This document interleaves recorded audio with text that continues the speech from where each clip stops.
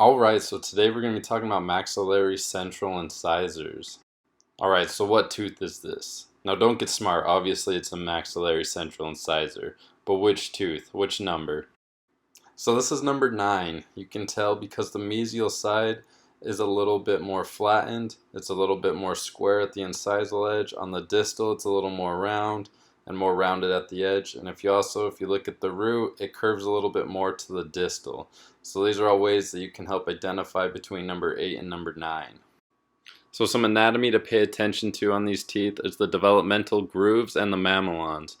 So mamelons, basically it's when the tooth is forming, it kind of forms in these 3 lobes, and that kind of helps the tooth erupt, and they kind of get flattened down over time, but in between each of them is a developmental groove. Those kind of break up the light when you look at them, so if your teeth don't have them on your restorations or your wax ups, it's gonna look weird. So on the lingual side you have the cingulum, which is kind of a big bulge in the cervical portion of the tooth. More incisal to that, there's a depression, that's called the lingual fossa. So the height of contour, sometimes called the crest of contour, that's basically the widest portion of the tooth from what view you're looking at. So on the facial side and on the lingual side, both of the heights of contour are in the cervical portion of the tooth.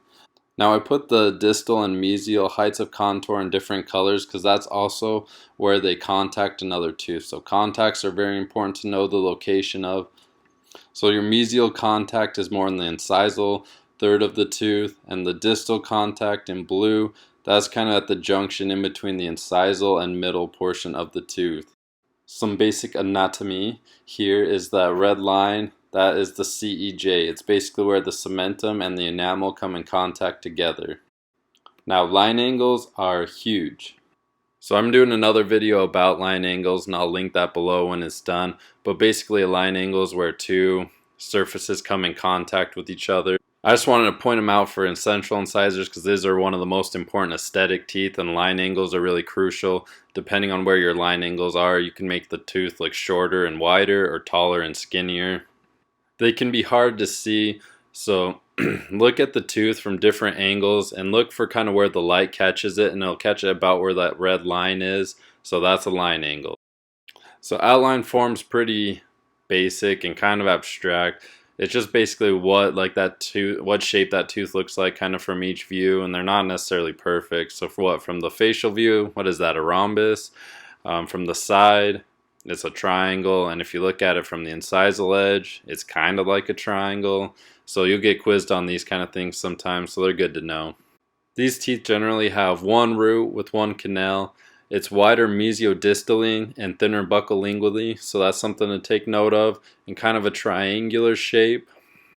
Now here's just kind of a summary slide as well as some important things to know about maxillary central incisors. They have the longest crown in the mouth. Their numbers 8 and 9. They usually erupt around 7 or 8.